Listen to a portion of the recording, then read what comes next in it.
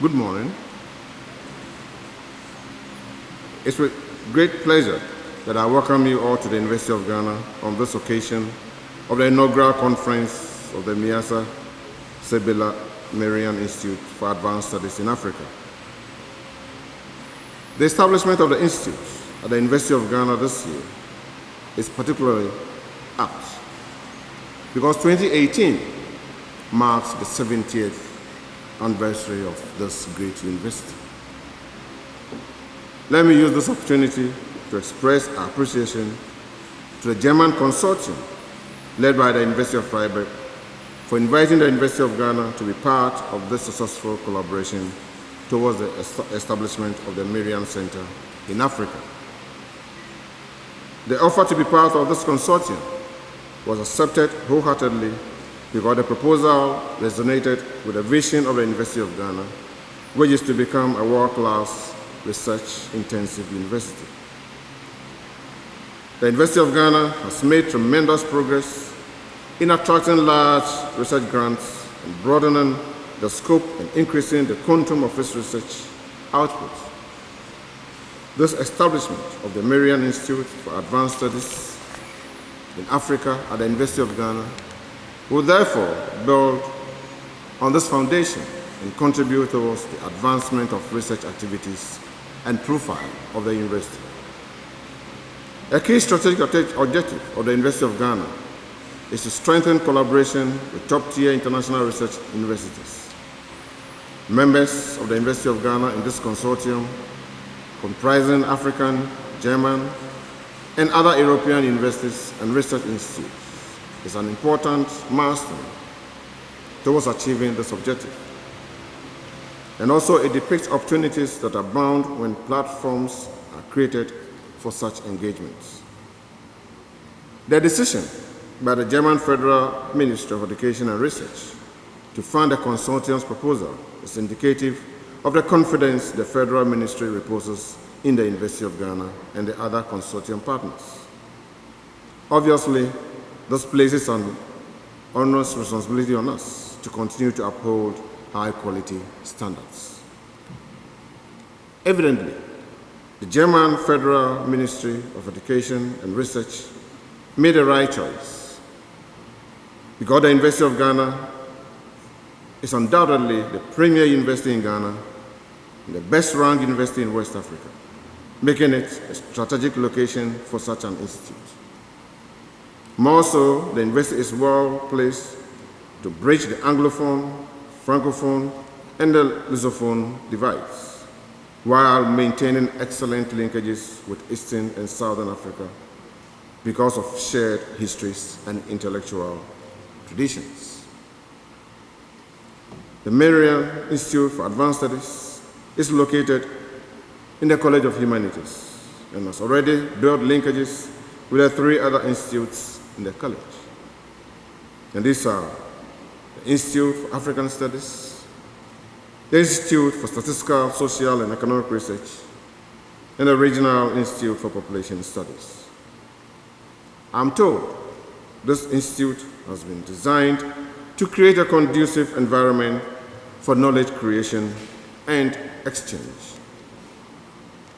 as well as innovation, leading to multidisciplinary scholarships undertaken by scholars from both within and outside of the African continent. Thankfully, the University's library, the BAM Library, the biggest library in the sub-region, provides access to extensive online databases. Its Africana collection will be an extremely important resource for the Institute. Besides, the University of Ghana has a large campus with several serene spots ideal for contemplation and reflection. I would like to reiterate that the University of Ghana is fully committed to ensuring that the objectives of the Marian Institute for Advanced Studies in Africa are achieved. The theme that has been chosen for this conference, Africa's Institutions for Sustainable Governance, is very appropriate given the fact that it's the first major activity of the Institute. Therefore, I'm hopeful that this conference will provide a platform for sharing and actualizing the ideas and practical solutions that will preserve and grow this institute into a center of excellence. Thank you very much for your attention, and God bless us all. Thank you very much. Vice Chancellor, University of Ghana, Your Excellency, the Ambassador of the Federal Republic of Germany, the representative of the Federal Ministry of Education and Research, Germany, representatives of partner institutions of the consortium, provosts, deans, directors, heads of departments of the University of Ghana, distinguished participants, invited guests, distinguished ladies and gentlemen. This conference is the start of a series of events over hopefully many, many years that will be held on this campus in the framework of MIASA, the Merian Institute for Advanced Studies in Africa. MIASA is funded generously by the German Ministry of Education and Research and the University of Ghana. We will hear what an Institute for Advanced Studies is or should be in the course of this conference, particularly in a roundtable rather early in the program. But what are the aims more particularly of this conference? Well, we decided to have an overall topic for this institute, namely sustainable governance, which we broke down into 3 corridors: sustainable democracy, sustainable conflict management, and sustainability transformation, that is the ecological imperative. All those fields ask for interdisciplinary cooperation, inclusiveness, and respect for multiple perspectives: local, national, regional or trans-regional, African and non-African, from below and from above. With this conference, we focus rather less on underlying structures or actors. We will do that in different formats and at different occasions, but institutions. Most of you will be aware of quite distinct schools of thought when it comes to institutions. And in fact, we expect to have amongst us scholars who would focus more on informal rules and recurrent patterns of behavior as being institutions, and others who would take a look at formal state institutions, at least in their representations of these 2 days. Both are legitimate, and there are obvious connections between both worlds.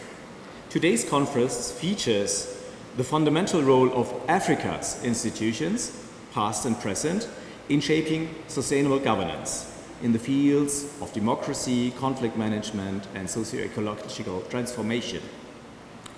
We will have to find out in the course of the conference what is truly homegrown African, what is an adaptation, and what is just institutional mimicry or an import from somewhere else. We have called upon very well-known international researchers for keynotes and panels, and I'm looking forward to an intellectually exciting enterprise. Inaugurating an Institute for Advanced Studies at the University of Ghana on the 70th anniversary of its establishment can be considered a wonderful birthday gift. I would like to acknowledge the University of Ghana team, led by Professor Francis Dodu, the Pro-Vice Chancellor, Research, Innovation and Development, and Professor Joji Chikata, the Director of the Institute of African Studies, and the working team that they worked with, which had representation from all the units in the College of Humanities. They worked together with our German consortium partners, and I would like to salute the work that they have done for us to have this institute situated at the University of Ghana. There are very few institutes for advanced studies on the continent, and even fewer that are established with direct links to a university. The choice of the proposal by the German Ministry of Education and Research, that included the University of Ghana, speaks to the remarkable progress that the University of Ghana has made in the area of research. The planned activities of the Marian Institute for Advanced Studies in Africa during the next 2.5 years include the work of interdisciplinary fellow groups comprising 5 to 8 scholars who will visit the Institute for 4 to 5 months. It is planned that the scholars will undertake their research together, hold seminars and workshops, and give guest lectures. it is anticipated that the Institute will be a thriving hub of research activity linked to the University of Ghana, whilst at the same time providing scholars with the opportunity to be away from the humdrum of their everyday lives. We look forward to the next 2.5 years as the Institute takes a foothold in the University of Ghana and on the African continent. The University of Ghana looks forward to building strong networks with other universities and research institutions in Ghana, on the continent, and in the rest of the world through the activities of the Institute. These are going to be exciting times. We would like to thank you for joining us in this inaugural conference as the Institute takes its first bold foot forward. I wish you fruitful deliberations during the course of the conference. Thank you. Good morning. It's an enormous pleasure to be here today at the inaugural conference of MIASA. It's taken almost 2 years to get here. It was in October 2016 that we first contacted Ghanaian colleagues to discuss a joint application to the German Ministry of Education and Research to establish an Institute for Advanced Studies in Africa here at the University of Ghana. Well, as you can see, the good news is that we were successful. So the application required a thematic focus, and we decided on the broad topic of sustainable governance as one that was appropriate to explore some of the key issues facing humanity today, not only in Sub-Saharan Africa, but also globally. And within the overall topic of sustainable governance, we've highlighted 3 sub-themes, and these are as follows. First, sustainable peace and conflict management, given that peaceful societies are an essential requisite for societal progress. Second, sustainable democracy, given that democratic governance provides the means for societal decision-making on the basis of the principles of political equality and popular control, and where democratization is understood as a never-ending process. Third, environmental sustainability, or sustainability transformation, as it's often referred to these days. So crucial in an era of climate change and global environmental crises. We'll also examine some cross-cutting themes within all of these, some cross-cutting issues within all of these sub-themes. And most importantly, these will include gender inequalities and migration. MIASA is an interdisciplinary research institute, and sustainable governance speaks to various disciplines within the humanities and social sciences. But also in time, it is our ambition to extend this interdisciplinary nature and to link up with other disciplines, for example, in the natural sciences and in engineering. In addition, we want to avoid being an ivory tower institute through engagement in outreach work and in policy-relevant research. We also seek to bridge the perceived divide between Anglophone and Francophone research communities in Africa through our secondary hub in Dakar and our strong connection with the Point Sud network based in Bamako, Mali. These are some of the Institute's longer-term objectives, but for now, I'm looking forward to your participation in the inaugural conference over the next 2 days. Thank you very much. Distinguished conference participants, dear colleagues, and students from the University of Ghana. It is a very great honor to be among the official speakers opening this inaugural conference, and I confess that it gives me an immense pleasure. I'm addressing you in 2 functions this morning.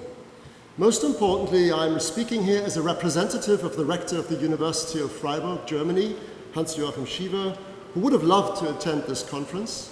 Alas, it is exactly today that very important decisions for the German universities will be announced, which demand all rectors and presidents to stay in or at least close to their offices. He sends us, all of you, his warmest regards and is hoping to visit UG in March next year. Moreover, Rector Shiva wishes me to firmly underline the determination of the University of Freiburg to strongly support this new institute and to move on towards building a strong link with the University of Ghana and the academic community of Africa in general. In establishing MIASA and making it a successful endeavor, the University of Freiburg has been joined and supported by colleagues at the universities of Constance, Frankfurt, the German Historical Institute in Paris and Dakar, and by the German Institute for Global and Area Studies in Hamburg. Rector Shiva also likes to stress that MIASA has already had important transformative effects at our own university. Next year, a Center for African Studies will be founded and a Memorandum of Understanding will be signed, paving the way towards a strategic partnership between the University of Freiburg and the University of Ghana as two leading research universities in Europe and Africa, respectively. The second function, ladies and gentlemen, in which I am speaking to you is as the Executive Director of FRIAS, the Freiburg Institute for Advanced Studies. FRIAS has served as a kind of blueprint for the design features of MIASA and science responsible for most of the management of MIASA on the German side. All I want to say is that the intense collaboration with our German consortium partners, and especially with the authorities here at UG, on the way towards where we are now, has given all members of the FRIAS team a lot of pleasure and enthusiasm.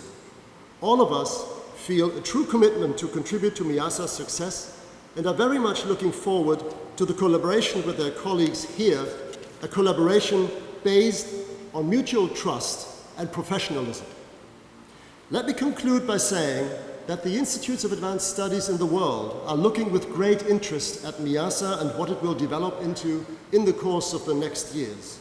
Especially the global network of university-based Institutes for Advanced Studies, UBIAS, currently consisting of some 40 member institutions all over the world, is delighted to see the foundation of the first such institute in Africa outside of South Africa. As a member of the steering committee of UBIAS, I can assure you that in a few years' time, this network would be more than happy to make MIASA a full member, as currently Institutes of Advanced Studies from the Global South, and especially from Africa, are greatly underrepresented. It looks like the world has been waiting for MIASA. This conference will give us a first idea of what this institute wants to do and to be. I wish all of us 2 days of intense learning and discussions. Thank you. I also acknowledge the protocol established by my colleagues. It gives me a great pleasure to welcome you here today. I would like to extend a particularly warm welcome to all project members from MIASA. I am truly delighted to participate in MIASA's inaugural conference and to speak to you here today on behalf of the German Federal Ministry of Education and Research. Maria Sibylla Merian was a German-born naturalist and scientific illustrator in the end of the 17th century. In 1699, she traveled at the age of 52, together with her younger daughter, to Dutch Suriname to study and record the tropical insects. The pursuit of her work in Suriname was an unusual endeavor, especially for a woman. Scientific expeditions at this period of time were not common, and Marian's self-funded expedition raised many eyebrows. She succeeded, however, in discovering a whole range of previously unknown animals and plants in the interior of Suriname. What we can learn from this extraordinary woman is certain topics can best be studied abroad. Certain topics in the humanities and social sciences require an intensive exchange with scientists on location, cooperation with foreign universities and non-university research institutions, as well as longer stays abroad. The Federal Ministry of Education and Research therefore introduced the new model of Maria Sibylla Merian International Center for Advanced Studies in the Humanities and Social Sciences. In the field of humanities and social sciences, MIASA is certainly the most important collaboration project of our ministry with an African country. Therefore, I thank you very much for the invitation and for giving me the honor of addressing this prestigious audience. Let me provide a very brief overview of the issues. Why does our ministry fund the Marian centers? Today, we live in a fast-moving world that is becoming ever more closely connected. Communication as well as competition are becoming more intensive and more complex. At the same time, many problems can only be solved through international cooperations. Obvious examples are the great flow of migrants and refugees, dealing with the consequences of climate change, but also economic and environmental problems. If we want to solve these problems, we must cooperate with partners in other countries. And yet the basis for all cooperation means being able to understand one's partners. This involves far more than just the language. It means understanding each other's culture and history, including the similarities and differences in these and also many other aspects. The result is that there is a continuous growth in demand for knowledge about other countries and regions of the world. The need for really well-founded knowledge about other cultures and countries means that international cooperation in research is becoming ever more important. Of course, it is always possible to study other countries and their cultures and society, but it is even better when one does this together with colleagues from the countries concerned. This gives us the benefit of the different perspectives on the issues and problems, which then helps us to find the solutions together. This clearly means more than doing fieldwork in the region and using archives. This is why our ministry introduced the new funding model of Maria Sibylla Merian centers in India, in Mexico, in Brazil, and now in Ghana. The idea is to build up a research infrastructure in a country outside Europe, where topics can be studied from different specialist perspectives within a group of researchers who work intensively together. Researchers from Germany and the partner country or region will be able to collaborate on a continuous basis and in a symmetric constellation. In the end, this implies a new mode of knowledge production. Knowledge is both produced and exchanged through intensive collaboration in an intercultural dialogue. This intercultural dialogue is more reflected in that it takes the context of knowledge production into account. In the Marian Center, different research traditions, ways of thinking, and last but not least, structures of relevance are brought together and reflected. In particular, comparative approaches across different regions and countries can open up new perspectives. By strengthening bilateral academic cooperation in humanities and social sciences, this new center establishes stable links between researchers and ensures longer-term ties between German universities here and institutions here in Ghana and Sub-Saharan Africa. Cutting-edge research with particular relevance to Germany and Ghana will be conducted within an intercultural dialogue. Meazza is the only Marian center in Sub-Saharan Africa. Only 1 year ago, the project prevailed against 4 competing consortia, all of them outstanding, in a highly professional selection procedure. At the time, the evaluation panel stressed the excellence of your proposal and the academic importance of its topic, as well as its innovative approach. It also acknowledged the commitment of the African partner institutions, in particular, the high commitment of the University of Ghana. Today, I would like to emphasize this again. We are very grateful and delighted to see the fertile ground upon which the ideas have fallen here at the University of Ghana. The support for the new Marian Institute here in Ghana is impressive. We are, of course, also grateful for the support that MIASA has received and will continue to receive from the German partner and universities and research institutes, as well as Crépos in Senegal and Point Sud in Mali. It is now roughly a year since the selection procedure took place. Since then, the development of MIASA has made great strides. Regarding the academic program, the German and African scholars involved have prepared the fellow groups and are busy planning workshops. This conference will mark the beginning of a series of international exchanges. It will form the basis for further exchanges over the coming 2 years. Exchanges which will be intensive and draw up the research program for the main phase together with peers from across Africa. Moreover, the connectivity of the outcomes of this project will allow for a continually growing discussion and research. Today, we will enjoy a taste of the innovative exchange of knowledge.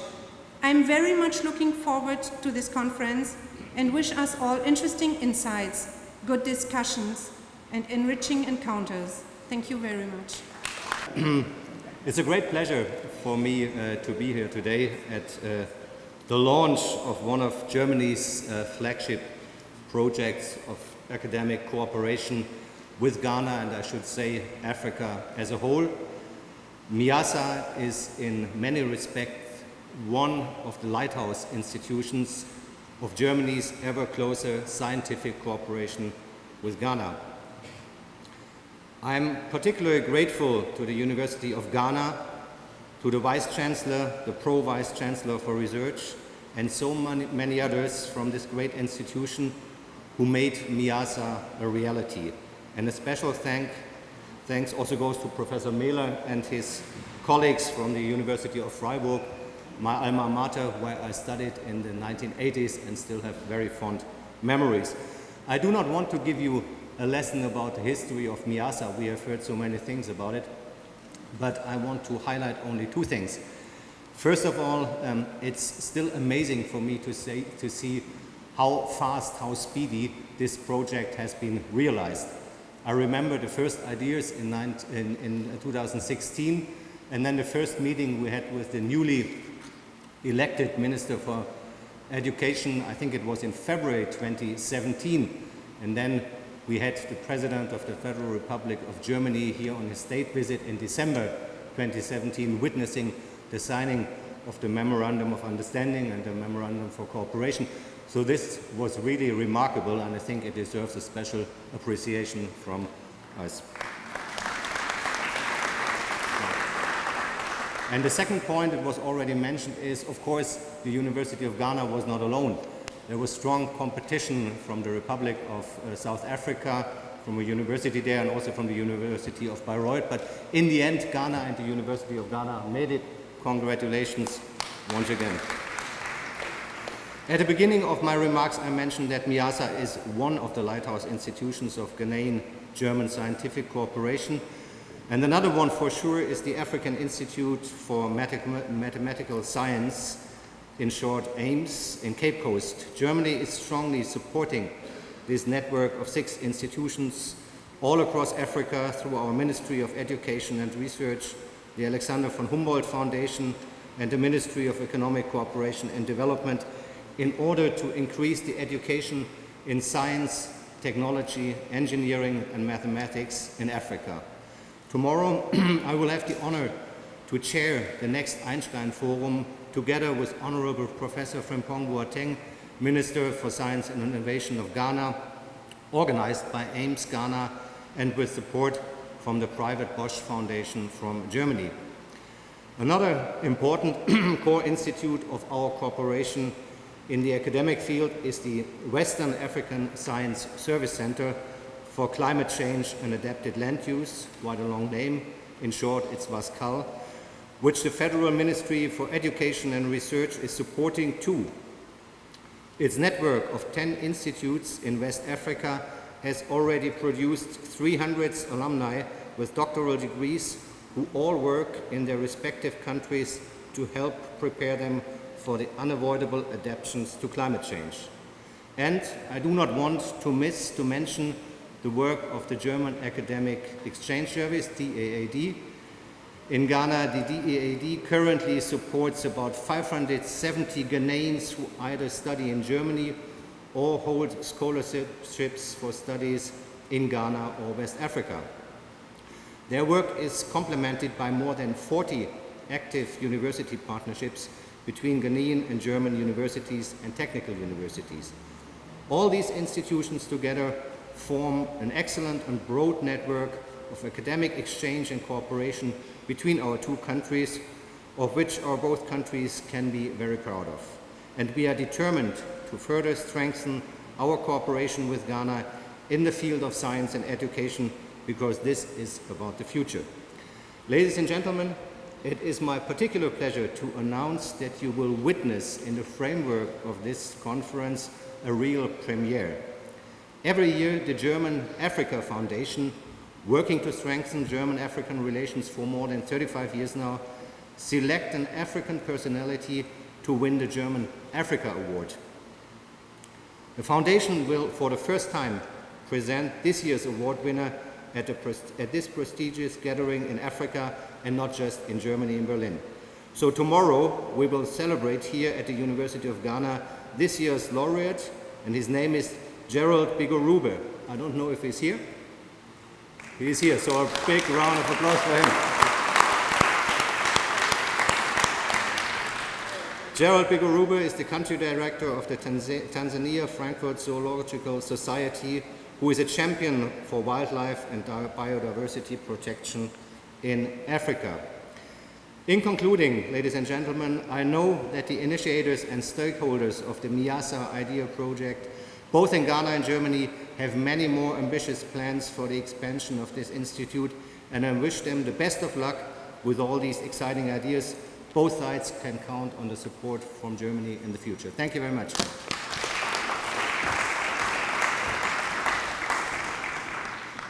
Inaugural conferences, by their very nature, are eventful and often tend to signal, sometimes through patronage alone, the promise they hold.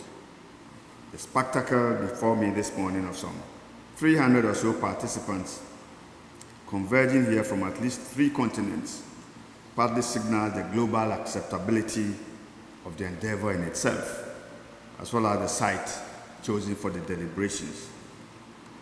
If it is a conference primed to inaugurate such a monumental institution as an Institute of Advanced Studies, it has an added significance of foreshadowing a groundbreaking development in the history of any research university or any country that considers research as a national priority in the developmental process.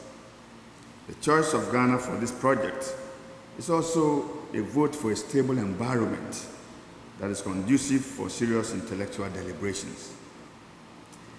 And the choice of Ghana's premier university, the University of Ghana, for this enterprise couldn't have been a mere coincidence, considering the numerous regional centers and global centers of excellence already dotted on the landscape. But the very continent chosen for an Institute of Advanced Studies of this sort is also one that needs such boosters, if only to prompt Africa and its intellectuals of a huge deficit in intellectual engagements, which needs remedial interventions. It is lamentable that the issue of research and knowledge construction is one of Africa's weakest points. In a continent that is often perceived as war-torn and wrapped in poverty and illiteracy, one would normally need considerable research skills and output to diagnose Africa's developmental challenges and prescribe solutions towards a brighter future. Yet, even though Africa accounts for 12% of the world's population, it is seen to be contributing a little over just 1% to the global research output, as against 3% for Latin America and Caribbean, 27% for Europe, 32% for North America, and 31% for Asia. The situation puts a needless negative spotlight on Africa as lacking data and research, even about itself, for planning, and often relying on external agencies for data about itself. And as if wars and other disasters are not enough, one can refer also to research and data gathering as another area of disaster. Today, it is well known that there's a scramble for data based on the premise that he who controls data and research also controls the world. Indeed, as Kofi Annan, the late Secretary General of the UN, and our colleague, said at a summit of African higher education in Dhaka recently, quote, governing a country without data It's like driving a car without a dashboard. And the outcome, of course, can only be disastrous. Our relatively negligible research output can be partly traced to a certain level of inertia toward research by governments and other stakeholders. Whereas countries like South Korea spend 3.7% of their GDP and Israel 4.2% of GDP on research, most African countries spend less than 0.5% on research, even while the benchmark recommended by the African Union is 1% of the GDP. It is indeed the agenda of the present government of Ghana, led by Nana Addo Dankwa Akufo-Addo, to scale up Ghana's expenditure on research from below 0.5% to 1.5% of GDP. The world today abounds in institutes of advanced studies that are either stand-alone structures or organically embedded in universities, attracting scholars from all over the world to converge, construct, and share knowledge. Such institutes, whether in Berlin, Princeton, Cambridge, Nantes, Dublin, or Stanford, have eventually become sites for rich intellectual engagements where distinguished scholars from around the world commune and engage themselves and the younger generation of scholars in interdisciplinary dialogue. Today's event, marking the onset of a major site for advanced research, moves the nation Ghana, specifically the premier university, notches higher and sharpens the thrust of government's own agenda for research, innovation, and development. This country each year supports research in universities by giving each university faculty an allowance to meet immediate research needs and for the purchase of books. The amount called the Book and Research Allowance given to each faculty is a flat sum and given irrespective of one's discipline of study, whether in the sciences or humanities. This is besides monies the government gives to respective universities to support capacity building. A major development of late in the framing of science and the humanities research within the context of national development has been the establishment by government of a National Research and Innovation Fund, which seeks to provide additional support to promote and publicize research, technology generation, and innovation in tertiary education and research institutions. The National Research and Innovation Fund comes to support projects that respond to the nation's strategic needs in both the sciences and the humanities. The project on hand therefore dovetails neatly Ghana's research and intellectual agenda. Above all else, the institute being inaugurated provides a major intellectual backbone to support the UN Sustainable Development Goals. The government of Ghana expresses gratitude to the German government for providing funding for the project. But we also highly appreciate the partnership the University of Ghana and the consortium of German universities that has produced this groundbreaking project in advanced studies. Goal 17 of the SDGs talks of strengthening the means of implementation and revitalizing global partnerships for sustainable development. This recognizes stakeholder partnerships as an important vehicle for mobilizing and sharing knowledge, expertise, and technologies and financial resources. It requires all hands on deck and calls on different sectors and actors to work together in an integrated manner by pooling resources and partnerships, such as offering opportunities by institutes such as this. These are expected to play a crucial role for getting us to the goals of the SDGs by the year 2030. The only way we can forge ahead to improve the lives of our people in Africa is for governments to invest heavily in research. We cannot continue to be the only consumers of research from other parts of the world, and neither can we rely perpetually on research findings about ourselves from other research scientists. But before meaningful solutions can be found to local and global issues, We also need to resolve the perennial issue of lack of convergence between research and policy in Africa. Indeed, the disconnect between research findings and policy is a malaise that needs to be cured. While findings of research sit on dusty shelves of universities and research institutes, policymakers, on the other hand, operate either with zero data or grope in darkness for evidence-based research, which could otherwise drive policy and move the continent forward. Ladies and gentlemen, we must work hard to bring this to an end, and I urge fellow African governments to rise to this challenge and recognize research as central to our growth and development. The establishment of this Institute of Advanced Studies is a major step towards deepening global research communities on the African continent and raising local voices in the international arena. More importantly, it should help balance of trends in intellectual migration, which has almost exclusively been northbound, leaving on African intellectuals the stigma of being perpetually itinerant, and Africa has only a site for incidental intellectual engagement by distinguished scholars.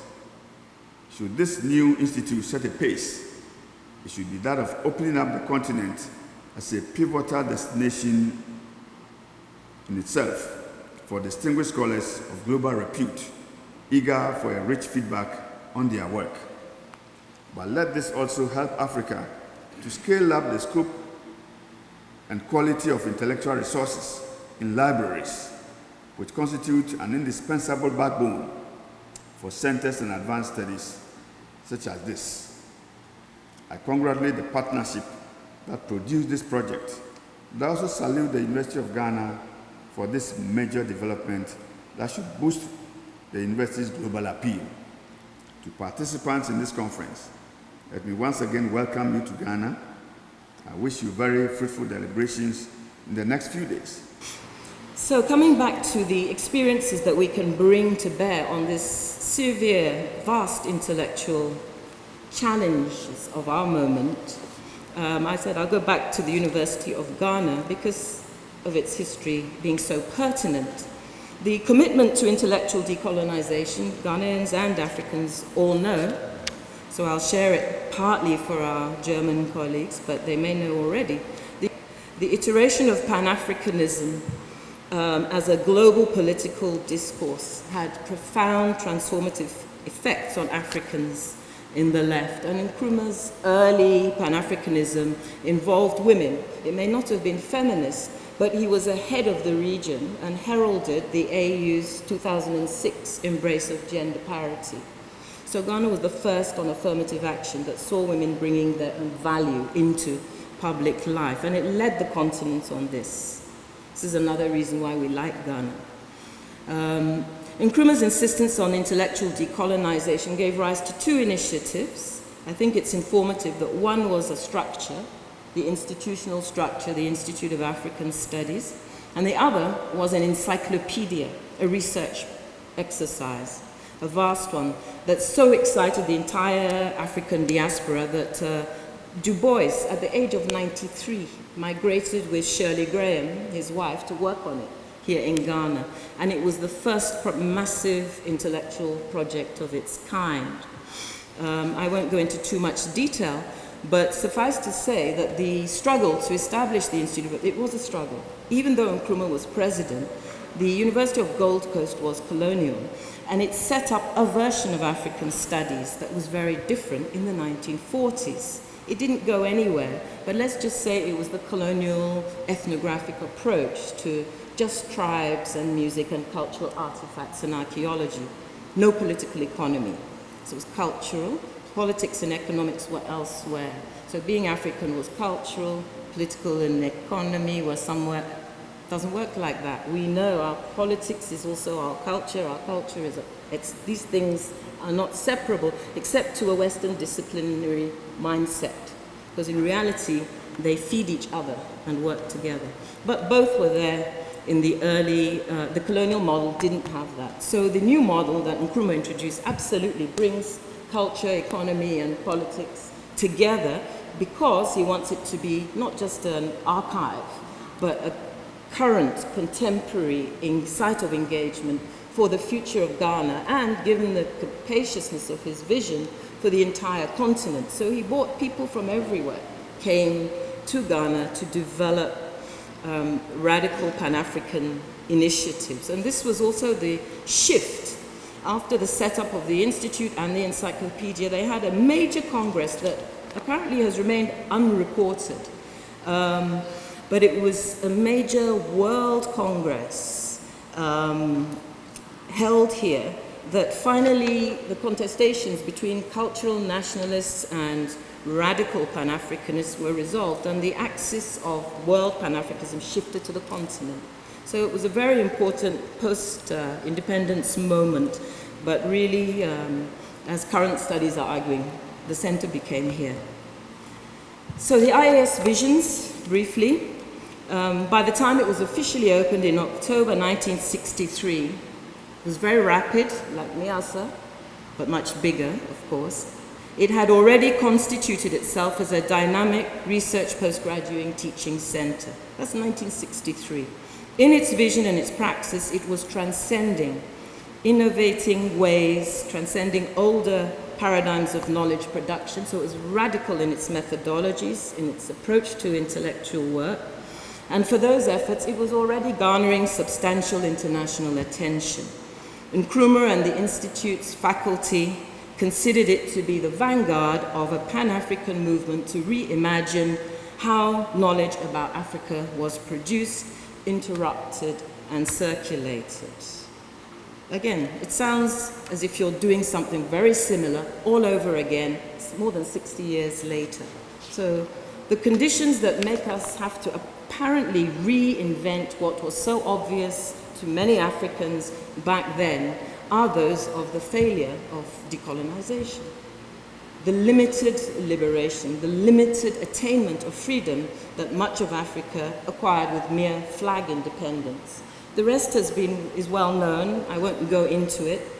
There were references to it, but the interregnum is the post-independence years. And what has happened to Ghana, to the universities here, Tertiary and I both know very well, and many of you here will know, from that point in the 80s where the World Bank said we didn't need universities. I mean, contrast that to Nkrumah's understanding of why we needed African universities, and ask me which was more intelligent. Well, 20 years later, I don't know how the World Bank gets away with it, they've had to change strategy and reform universities instead. Ghana has rebuilt this university in impressive ways, and it has used collaborations to do so. And this is something very contemporary, but those collaborations, we can't just presume, because we all have independent flags and seats at the United Nations, that those will be easy relationships and equal.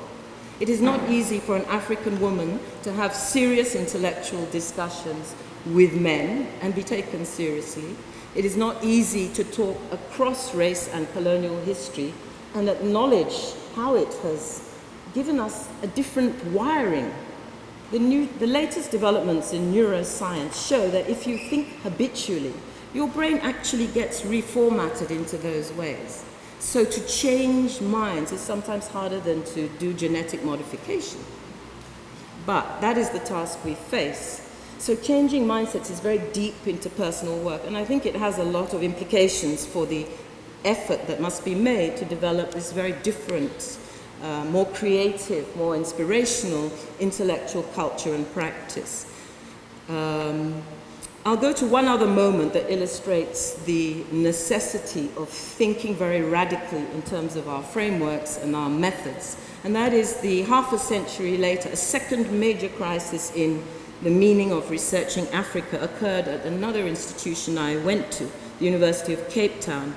Within the African social science community, I have no need to reiterate the Mafeji affair and the Mamdani affair, but these were actually confrontations between the apartheid university and the idea of Pan-African radical intellectualism. When it was taken into South Africa, there was quite a reaction from the university.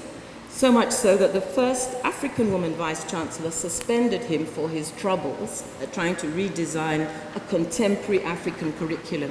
If you read his plan, he borrowed it from Nkrumah, almost by point. It's a very similar design, so it's a radical Pan-African knowledge project. They were not ready for it. He lasted 3 years, suspended, reappointed, and then he left. He left. And I look at states, gender politics, and now I'm wondering about university politics. The year that crisis went on was the year they set up the African Gender Institute and recruited another African to go to Cape Town. That was me. But I think it's important we put these events in conjunction and understand them. Suffice to say, the Mamdani left after 3 years, using various feminist strategies and a lot of collegiality from colleagues all around the continent. The African Gender Institute is still there. It's 20 years. I spent 10 there, and many of my colleagues in the room know that we used that site as a Pan-African hub for developing feminist thought, producing research publications, but most of all, allowing women academics who'd only meet in London or New York at someone else's conference as guests separately were able to meet together and create a cadre of people. And individuals do not change ideas. You know, intellect changes through movements. Ever since Thomas Kuhn's scientific revolutions, science and knowledge proceeds like society. So there must be struggles, there must be contestations, there must be contentions, and that's the creative power of it. So we had plenty of those throughout our existence at the University of Cape Town, and a lot of institutional struggles, but the strategy was different. It did not end up being a confrontation between men. We just quietly did curriculum work, quietly got funding, millions over 10 years. I won't say how many millions, but the university was tight, not as generous as Ghana, tight. So all the money for all those programs we raised and did it, but it was still resented in a way. So, you know, it's still there, but it never grew as it had been expected to. In fact, it did not grow in Cape Town at all. It remained very small. It grew around the continent as what we now refer to as a feminist African intellectual community across, you know, many different campuses. But the main project there was not to just put gender studies in place. It was already there. It was to re-radicalize it by putting what was appearing as gender and development type studies in touch with what women's struggles ongoing were engaged with, which are far more contentious matters than just policy, also social, cultural, political, and economic. So transdisciplinary, we borrowed a lot from the radical tradition, but then add a critical gender analysis, which we insist is part of doing good research. So a feminist analysis of the events I've just referred to, both at Cape Town and then half a century earlier at the University of Ghana. They have some things in common, some things different. Clearly, the post-apartheid university and the post-colonial university are not the same, but the race-gender hierarchies, the disciplinary structure, the liberal academy, the same, English derivation. So, but what a feminist analysis points to isn't their common heritage as part of the global academy that's being neoliberalized and marketized to pose new challenges for this kind of radical intellectual work. It also notes that neither of the two moments, the IAS or indeed the Center for African Studies at Cape Town, ever mentioned gender anywhere. But the space was here in Ghana. Very quickly, my colleagues here worked in it and developed gender studies over many, many years. It took more than a decade in most places. But in neither, so there's a big gap between African studies and SIGENSA, which was 2006. So African studies, 1950s, close to 40-something years before you then begin to include women as critical thinkers within the Pan-African project. It's overdue. At Cape Town, one might have assumed there would be a collaboration between the men in African studies and the African Gender Institute. It was too late. Mamdani was already on his way out. And the wife of one of his protagonists was appointed to take over the direction of the Center for African Studies, so it was lost. So we worked by ourselves, and therefore the partners, major partners, were here in Ghana, in Ethiopia, Kenya, Uganda, Nigeria. So we set up networks of Pan-African feminists in all these places, linking what movements were doing with academic work, and that's the model. So, and that's something very distinct. We share the African commitment to relevance and engagement with our ongoing social and cultural and political and economic realities. But we also insist that our societies have always been organized not just by ethnicity and religion, but even more basically by gender in ways that were very, very much affected by colonization. And some of the rewriting of history that has to take place to allow this community to emerge includes the rewriting. So if we go back to look at the colonial history from a feminist perspective, what do we see? I wish I had the pictures up. It looks very different. Image one, who were recruited, conscripted, and employed by colonial regimes? It wasn't the women. They only saw men because they were patriarchs themselves. So they left women aside, but the whole focus on building the new man was all on masculinity. Empire was a male project. Soldiers, traders, slavers, they were all military men, then entrepreneurs. Women were really marginal in empire. And even in African societies where women played multiple roles, the colonial regime never employed them. Very, very few African women ever worked for colonial regimes because they weren't seen. We were just regarded as a backward nuisance. So although the Western feminist scholarship focuses on the domestication of African women, I'm still to find one who's a real housewife. We're all working. I don't know any of us who doesn't work. So, the models are off because the perspective focuses on something quite marginal, domestication. What we should be looking at is the exclusion of women from extractive industries, land grab, land, basic material factors of production. That's what's holding the economies down. The economic marginalization. And then there's the cultural, etc., justifications. So you see the play. Culture is used to sabotage our economic well-being, and we play into it. We say, yes, it's not our tradition for women to be doing this. It's not true. Most of it is colonial mythos. Colonial myths about feminine and masculine, which were not part of our tradition. So this is the kind of interrogation that we need if we're to free ourselves and to free all our potential, men, women, and in between, I don't care. Brains, we need the best minds to be schooled, to be retrained and reformatted to pursue this kind of radical intellectual work. So I want to suggest that because they were so excluded and so marginal, feminists have a particular vantage point to add to what we've already agreed is a world-changing vantage point, this continent, and particularly this point, this moment in Ghana where so much is going on the research front. The model is still mainstream, the university. Still, Africans are positioned within global rankings, so African universities do need to be innovative. So these sort of sideline proliferation of smaller creative spaces and new kinds of collaborations, these are like laboratories for the future. I think they're very, very important. So the more the merrier. As I say, we still need to decolonize ourselves, and Africans and Europeans are still carrying that baggage. We enjoy that kind of engagement at a more intimate level because good scholarship requires intimate relationships. It's a social activity as well as a political activity. So just doing it by yourself, I've been trying it over there. Oh, it's not easy. It's not easy. You can't just think. The big ideas don't just come the way we used to be told. You need generative intellectual communities. And that's really, I think, where the strength of feminist intellectual work has been. Because of the isolation and the marginality, we've been forced to bring ourselves together. So we can now speak not of a big community, several hundred already signed up, and if you add the global diaspora, well, we're outnumbered. Continental academics are forever outnumbered by the rest of the world.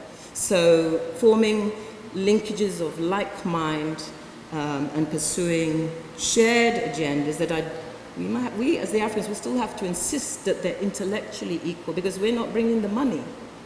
And we should know that money is not everything. So there's a tendency for us to be too welcoming and too grateful here. The South Africans have the opposite tendency, which is not even to welcome big money.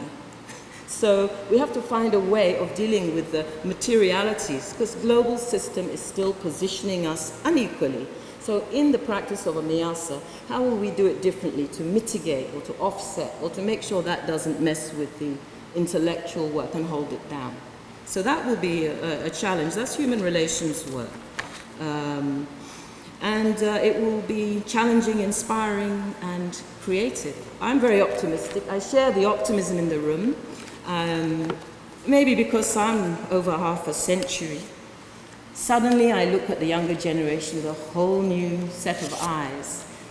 But at the same time, maybe because I work in the US Academy, I find myself deeply disturbed by the kind of academic discourse that is ongoing, and increasingly layers and layers of disconnection from material realities and increasing fragmentations. They talk transdisciplinarity. I was hired to do it there, but they don't resource it.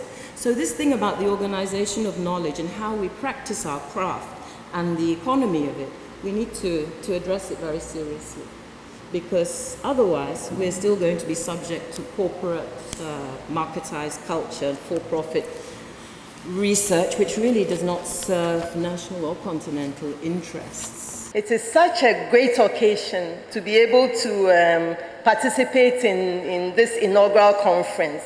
I like to think of myself and the group of people at the University of Ghana and around the world who established MIASA as midwives. So we are here to see our baby, and it is a very great occasion. And I'm really pleased to be chairing this keynote speech, also because of the person who's going to deliver the keynote. This is an old friend whom I don't see often enough, so I get to sit next to him this morning. I'd like to introduce to you Dr. Kwesi Enin. He's currently the Director of the Faculty of Academic Affairs and Research at the Kofi Annan International Peacekeeping and Training Center, KAIPTC, in Accra. And this is a position he's held since 2007. He's also a clinical professor at Kennesaw State University, USA, a position he has held since 2010. He served as the first counter-terrorism expert at the African Union from May 2005 to January 2007. And he holds a PhD in political science from the University of Copenhagen. Presently, he serves as a member of the United Nations Secretary General's Peace Building Funds Advisory Group, and he has published extensively on issues relating to peace, conflict, and security, with over 150 publications to his credit, including books, book chapters, journal articles, and policy briefs. His most recent publications include Africa and Global International Relations, Emerging Approaches to Theory and Practice, which he co-edited with Amitav Achaya and Jean-Henri Bischoff. A second article is African Agency in R2P. I guess it's a right to peace? Responsibility to peace. Interventions by African Union and ECOWAS in Mali, Cote d'Ivoire, and Libya. And this is published in the International Studies Review, Volume 19, Number 2, with Fifi Edu Afo in 2016. Today, he's going to speak to us about producing the next generation of scholars in an era of globalization. I think this ties in very nicely to the opening keynote we heard, which we called The History of African Efforts at Independent Pan-African Knowledge Production. So I'd like to welcome Dr. Kwesi Enin to make this presentation. Thank you.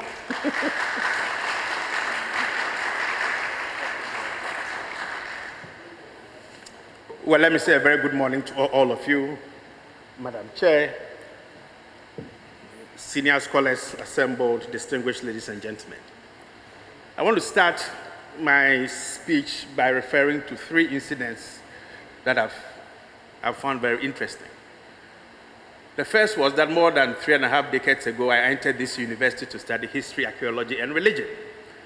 And those days we had to study a little bit about this continent, so took a course called Traditional and Modern Africa, and had this young scholar who came in the evenings when the lecture was held, waxed lyrically, and I thought to myself, wow, hopefully one day I can teach and speak like this scholar.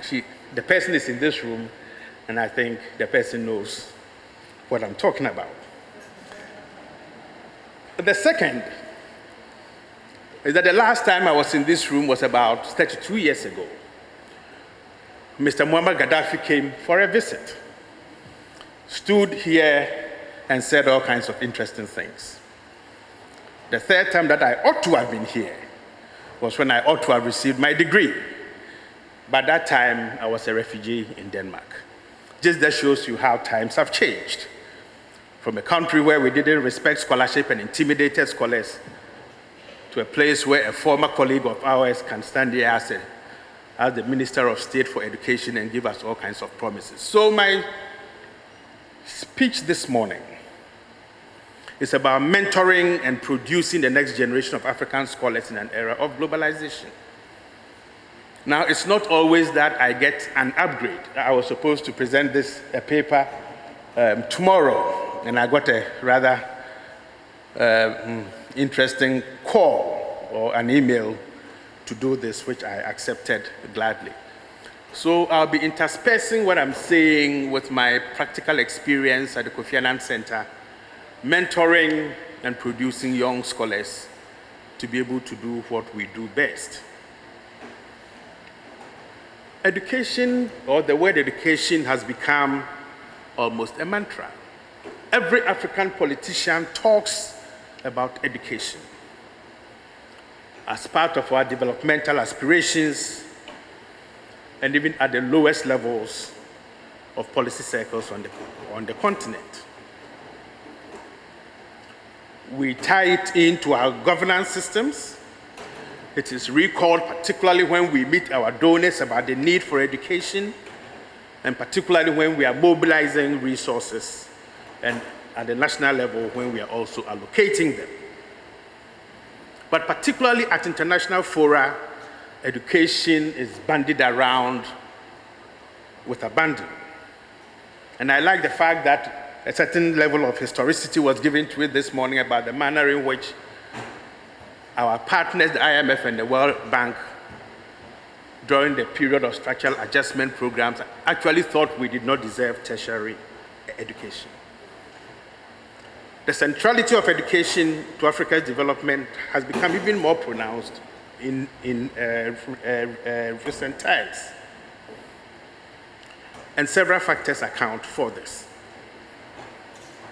As different African countries continue to search for ways to translate their rich natural resources into prosperity, especially for their citizens, and practical solutions for other developmental needs, education has become the fulcrum around which such conversations are held. But education has also become increasingly crucial to issues of peace and security, precisely because our development needs are increasingly being challenged, undermined, and threatened within the context of a demanding, growing, and increasingly restless youthful population. The 1.5% we were promised is not enough. It doesn't respond to the realities of the challenges that we have in terms of population growth, and I'll share some of them with you. Externally, the importance of education in Africa's development agenda has become even more important with the shrinking of space and time under the forces of globalization. In today's globalized world, African countries are required to fend for their citizens within a globally competitive, knowledge-driven economic and political context. We are not part of that knowledge-driven agenda. The rhetoric across this continent is fantastic. We are always told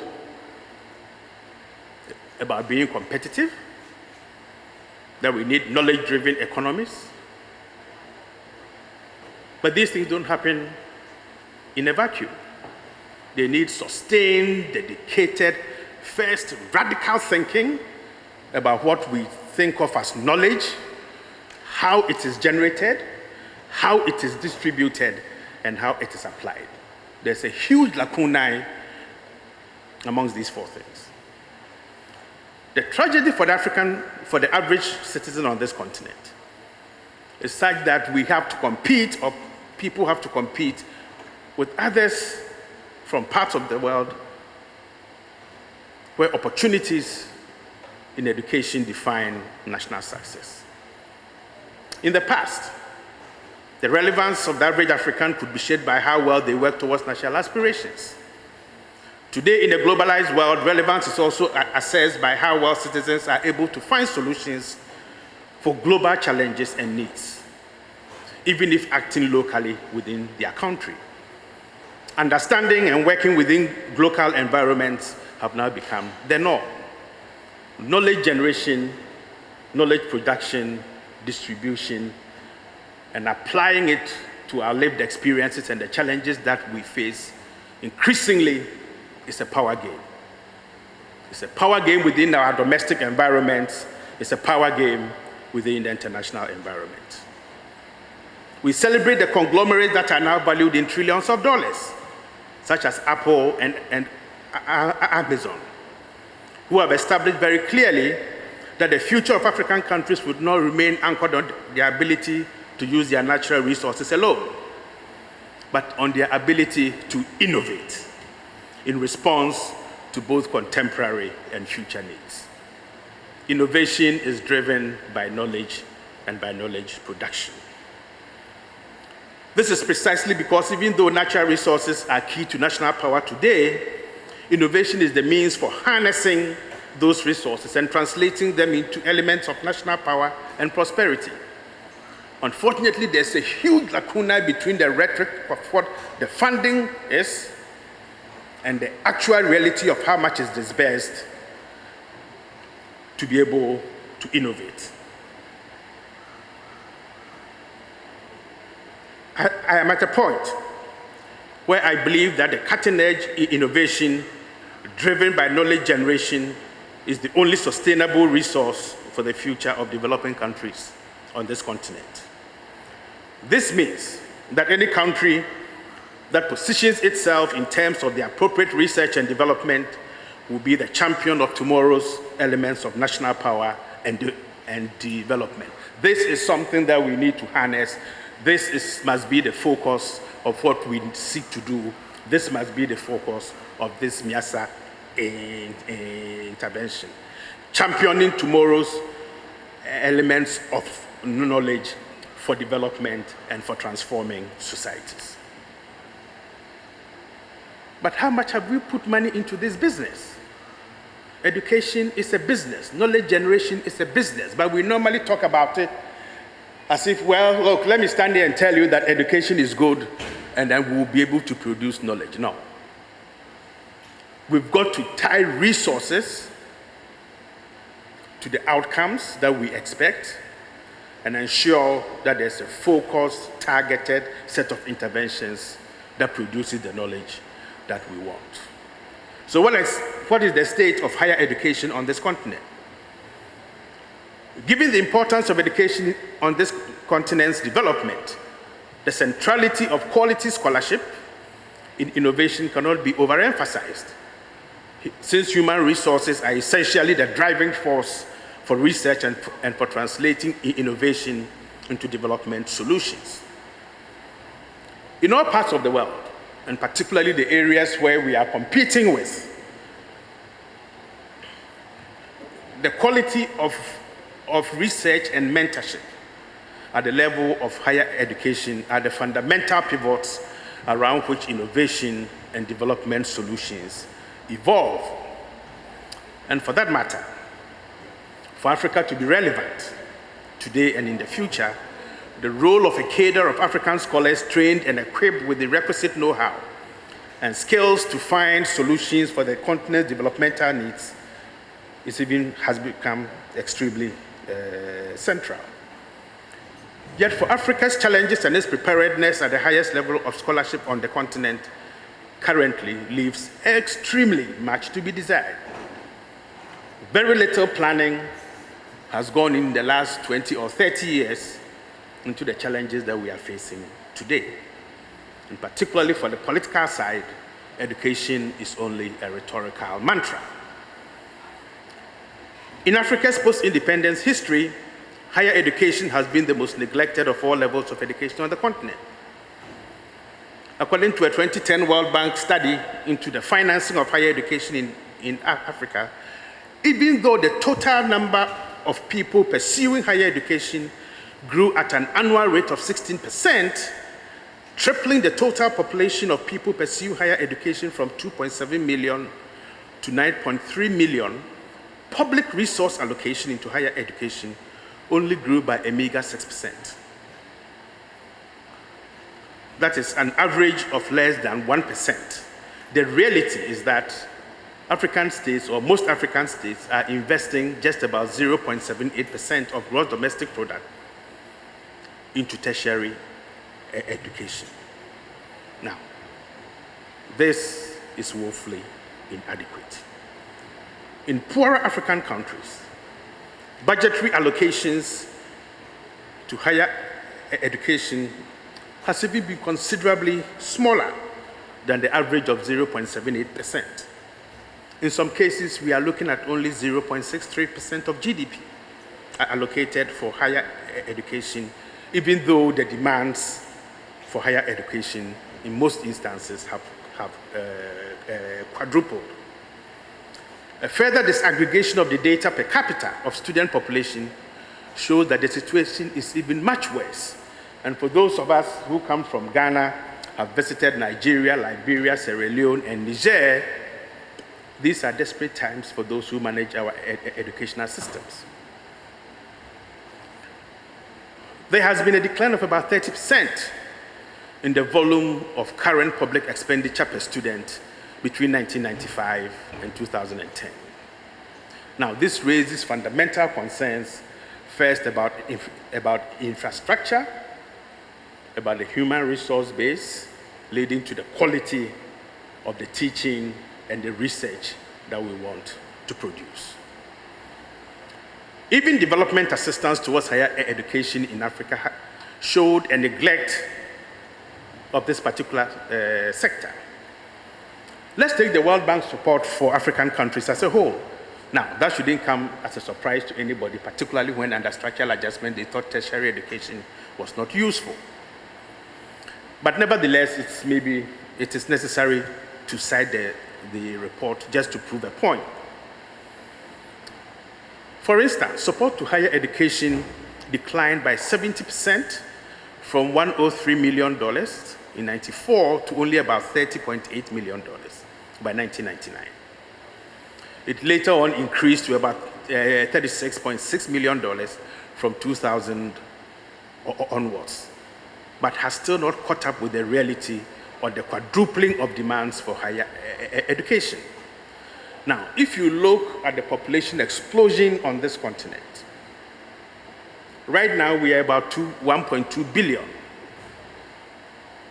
In the next 75, 80 years, we will be 4.1 billion. In this country, in 23 years, the population of Ghana will be 70 million. When we talk education and investment into education and knowledge generation and production, we don't seem to tie it in to the astronomical growth in population. We don't seem to tie that in to the expectations of an increasingly useful, demanding, restless population. Recent data by Unesco, Institute for Statistics, also shows a decreasing trend in terms of government expenditure on tertiary education. In Kenya, for instance, the expenditure on tertiary education vis-a-vis the overall government expenditure on education decreased from 14.2% to 13.1% in 2015. Ghana has shown a very marginal increase that does not equate to nor respond to the increasing demand for tertiary education. We see similar decreases in Ethiopia, in Burkina Faso, with a very, very marginal increase also in South Africa. The data provided by UNESCO shows that while expenditure on tertiary education varies from country to country, there is a generally decreasing trend in public expenditure on tertiary education. It seems as if there is a huge lacunae between the demands and expectations of our youthful groups and what our political class are promising that they can deliver and they are willing to deliver. The overall impact is that tertiary education in Africa is increasingly struggling to cope with the high demands. There is a massification of higher education at the expense of some quality output. We see it in overcrowded lecture halls, dilapidated infrastructure, inadequate amenities, shortage of critical teaching staff, and extremely little support for academic research. All these problems have come together to result in what I term as academic consultancies, a situation in which academic staff in public universities supplement their incomes by doubling as part-time teaching staff in private universities. And I think in this country, Madam Chair, a couple of months ago, there was some conversation around research funds. And one of the senior staff here said, well, but we all know that all this thing that we term as the research support is actually used to buy cement, tiles, iron rods to complete our own buildings. That is the reality. And I think we need to confront the reality of the underfunding. It's not just about the cash. It's also about the ability to create spaces within which academics can think, can step back, to reflect, and even more importantly, to take the gown to town. This has the effect of reducing the time for proper mentorship and the production of budding scholars under their tutelage. Similar challenges exist elsewhere in the world. The fact, however, remains that the challenges on this continent are considerably dire. Though we are not putting in enough money, let me cite one example of Nigeria, where local universities are struggling, but the Nigerian government on average spends about $500 million on scholarships for its citizens to study in the UK and American universities. This is something we need to talk about. Whilst Africa has lagged behind in funding of higher education, other parts of the world have kept public expenditure on higher education at par with the trends demanded by a growing population. If you take the UNESCO's 2013 statistics, for example, expenditure on tertiary education in the European Union was 22.5%, North America 27%, and then 23% for OECD countries on average. This data shows how Africa fares in comparison with other regions of this world. Let me take Ghana for example. And I think here we can raise a number of very critical questions. How many higher institutions have been added since the country's independence? How have existing ones expanded to commensurate with rising demands for higher education? what should be expected in the midst of clear indications for institutions that have been overwhelmed and structures that are underfunded. Underfunding and the challenges I've mentioned relate closely to knowledge generation and the mentorship and the production of scholars.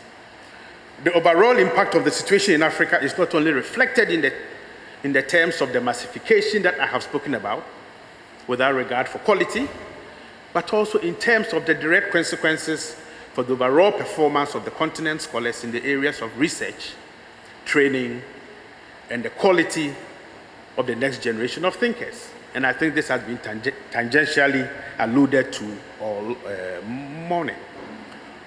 Owing to the inadequate funding for research in higher education, the little available academic capacity for teaching have also resorted to consultancies, services for non-governmental agencies. And I think this is massive across the whole of this continent. Whilst the outcomes of such studies feed into local development agenda, that is, if the political class are interested in reading it, which most often they are not, it is clear that the pressures associated with such commitments impacts on our ability to mentor younger scholars. Support for rigorous PhD research has also suffered significantly. These have made it difficult for higher educational institutions to double as centers of critical incubators of innovation for development on the continent. The insufficiency of Africa's contributions to global knowledge creation is evident, and I think it has been alluded to earlier on. In 2012, for example, only 96 scientific publications and 110 patents were registered in Sub-Saharan Africa, as compared to 12,000 publications and 2,000 patents in South Asia, over 4,000 publications and 926 patents for Middle East and North Africa alone. The trend is very clear. There is a dearth of both capacity and intensity of research for a continent that is in dire need of options for overcoming its development challenges. But herein lies a challenge that I think this new institute must deal with. What are the methodologies for counting research outputs? More often than not, we don't even know the scholarship that we produce about our own selves. I mean, for any of my colleagues in this room who either supervise an MA student or a PhD student, there's almost always less than 10% of the references that relate to African scholarship. Either it's too expensive to publish the books, the journals are initiated and they die out very quickly, or the students just don't have access to the kind of knowledge generated on this continent. Hopefully, this institute will start to change that. Africa's performance on global university rankings also indicates the state of higher education on the continent. The Times Higher Education World University Ranking, for instance, ranks only one African university, Cape Town, as being in the top 200 with a placement of 171. The two other countries that are placed are South Africa and Uganda, who are in the top 500. This is a challenge for all of us. How do we do it? How do we turn it around? What are the methodologies that we need so that our universities can also be ranked? Chair, in trying to end, let me speak a little bit about the role of how we need to mentor a new generation of African scholars. I thought I would do this by setting in context the challenges that an average African scholar faces. In the midst of this critical gap, the role of mentorship of a new generation of African scholars is central to positioning the continent for cutting-edge innovation and scholarship. We have just not been good in mentoring people. More often than not, we are afraid of the challenge. We don't want also to be called a doctor or a professor or a head of department. We basically sometimes stifle the innovation, the drive, the determination, the hopes, and the aspirations of our younger colleagues. So let me share with you a few points as to how we can and we ought to do it. We need a number of very targeted interventions aimed collectively and individually at the following very critical areas. First, we need an overhaul of existing educational infrastructure in terms of both the quality and the quantity.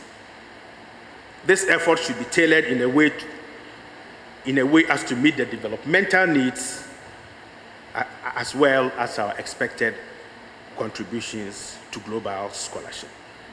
And it is not always about the money. It's about the innovation of thought, the newness, the counterfactuality that we bring onto the table. But it's also necessary to find innovative partnerships to keep the processes going. And at the Kofi Annan Center, we've managed as a small institution through innovative partnerships to bring different actors around the table. Different actors that creates innovative funding models and international cooperation and partnerships that builds and sustains the needed academic environment for attracting highly skilled academic staff and their mentors. This is a business. It's as simple as that. You create an enabling environment that allows people to think, well, academia is great enough, I want to come in there, I want to continue. A critical mass of world-class staff with the adequate research and pedagogical skills is also required to nurture budding talents on the continent. At the Kofi Annan Peacekeeping Training Center, occasionally we do what we term as a curriculum review process, in which as a lecturer or a teacher you have to, before your peers, justify your vision for that particular course, your aim, the outcomes, the pedagogical methodology that you want to use, the literature. What we have noticed over the past 10 years is that when we invite some of our colleagues from outside our circles, they feel offended that they have to defend what they teach. They feel offended that we tell them, no, that outcome is not related to your aim, that literature is not appropriate for that.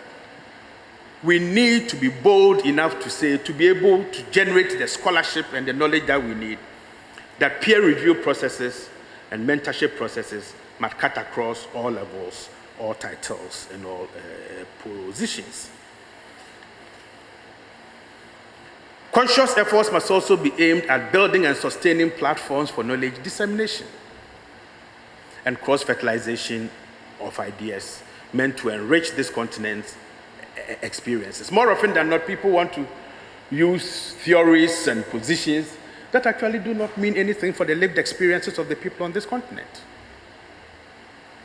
Knowledge generation, in my view, is critical and important when it transforms lives and it impacts on lives in ways that are positive, that are transformative, and that people can say, yes, our taxpayers' money that we are putting into a fancy building like this is actually contributing to making life much better for all of us. It's also important to create a healthy synergy between policy formulation in higher education and national policy uptake. This is an almost impossible task. Knowledge that is critical, that is incisive, that challenges and offers policy options is not light. But that shouldn't stop us. We will be threatened, we will be abused, we will be intimidated, but that is the business of those who want to do all that. We must have the fortitude and the strength particularly for the young ones, to continue to do what is right, and to continue to publish what their results show them. In other words, African scholarly work should be made available to the wider audience, both in and outside the continent, and I think the minister alluded to this.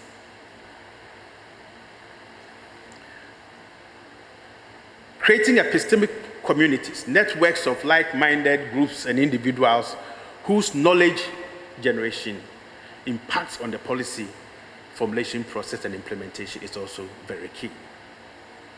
This will create the necessary reinforcing relationship between the demand for research by policymakers and the relevance of policy outputs by higher institutions. More often than not, when you criticize governments on this continent, they will tell you, but why don't you carry your research and go to the ministry? That is not our job. The job is for the minister and his technocrats to know where the research is and to come chase for it. Because we need to be independent. We need to be able to have the strength to share the knowledge that we have. But finally, they need to build a stronger collaboration between industry and tertiary education. More often than not, there's a huge chasm. Hopefully, with this new institution, it will help to start the process of bridging this gap, because it has become an imperative to address the multiple challenges confronting this continent.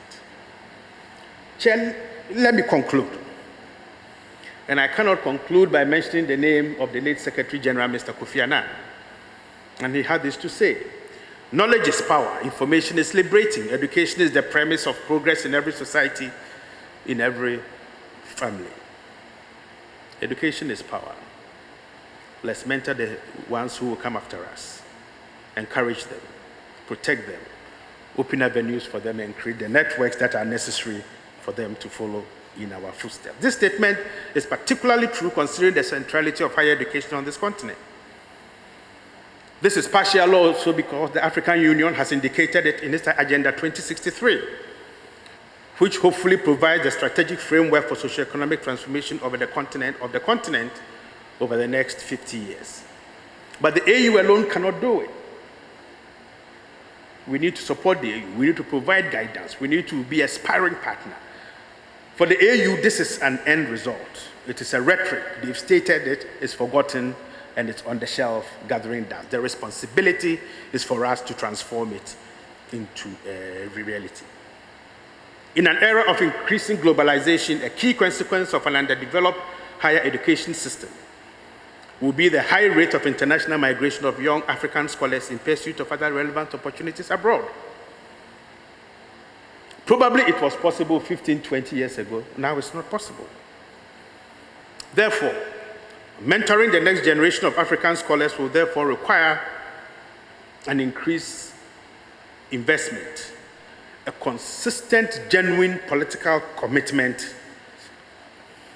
to improving higher education on the continent, but also to position this continent as a hub for innovation and scholarship.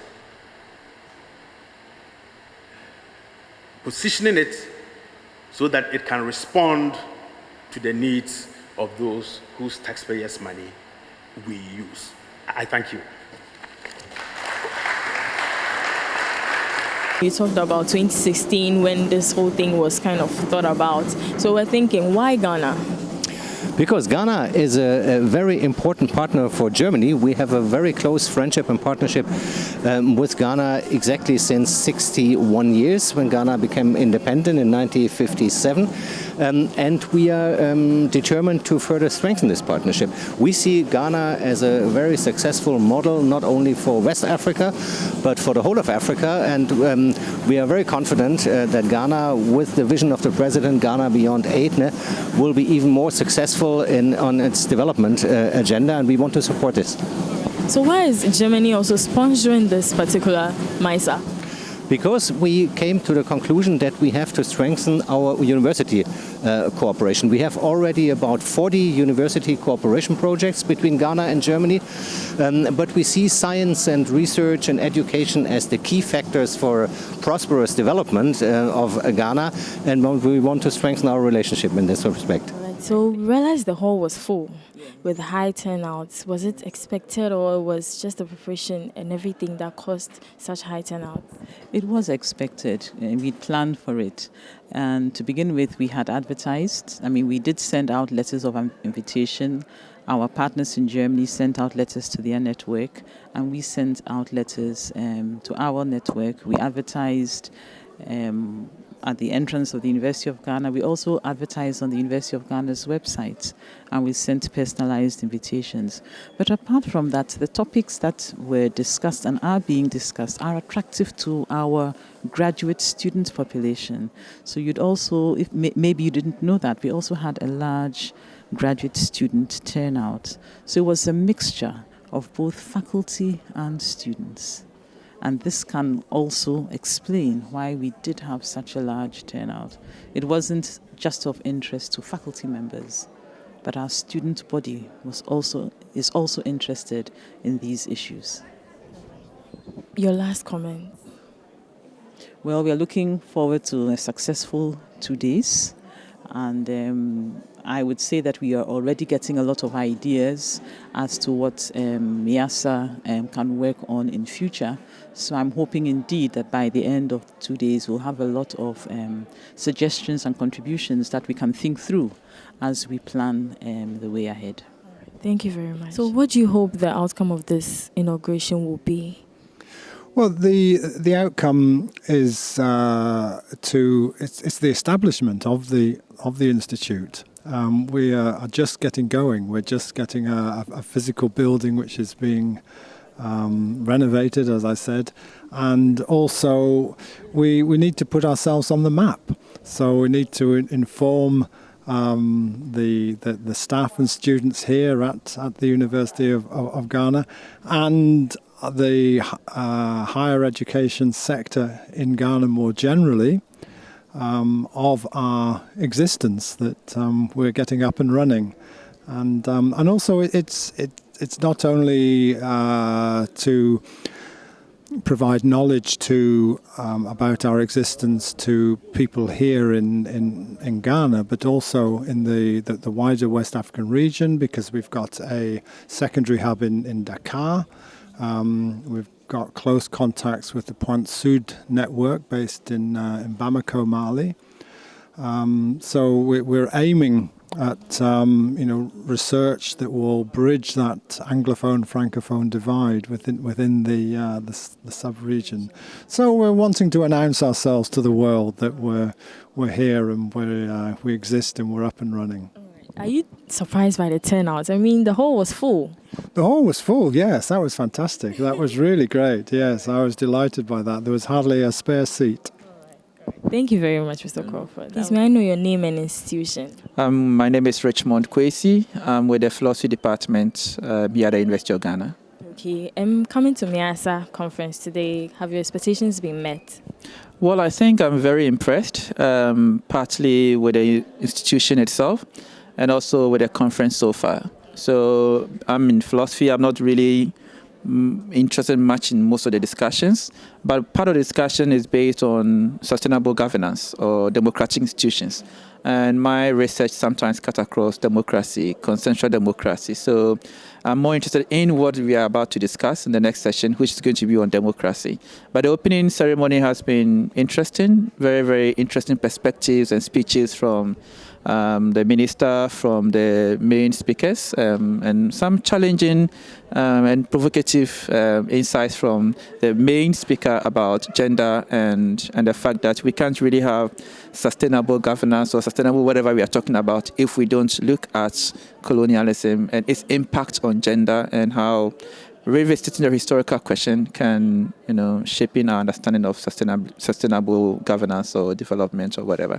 So I think it's been great so far. Also, there's been quite a rich assemblage of participants, professors. So I've met a few people, I've exchanged contacts with some people from all over the world, and I think that's very impressive. Right? My name is George Akeliwira, representing the Integrated Social Development Center, ISODEC in Accra. Have your expectations been met coming to MIASA inaugural today? Yeah, so far it's too early to determine whether expectations have been met or not, but so far so good. We hope, we pray that tomorrow all that we hoped and then came here would have been met, but so far so good. Okay, what will be your final words, and are you coming back tomorrow? Yes, I actually registered for the 2 days program, so I'll be here tomorrow. And I hope that tomorrow the lectures and the various activities will be very entertaining, educating, and enlightening. My first question is, of all the African countries, why choose Ghana and why specifically University of Ghana? I think that was an obvious choice for us for many reasons. Probably there are also some political reasons, I would say, stability, democracy also.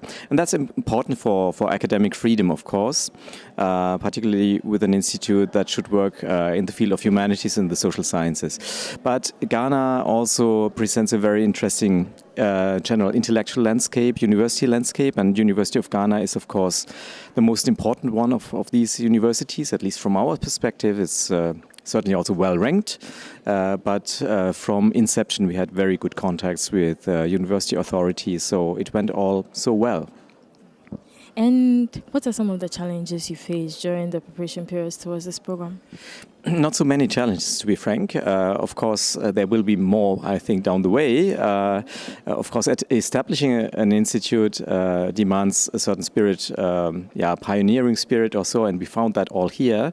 Now, to continue implementing our program might demand other skills, administrative skills, and some enduring energy for such a thing. So we will see whether this is more difficult. The start was rather easy. Will there be any more conferences, Maya? There might be smaller conferences. This is now certainly the biggest one, at least for that inception phase. It's our inaugural conference. It must be the biggest one. But there will be smaller workshops and summer schools and other events that will take place here. Some other conferences also in other places in Africa and still related to MIASA.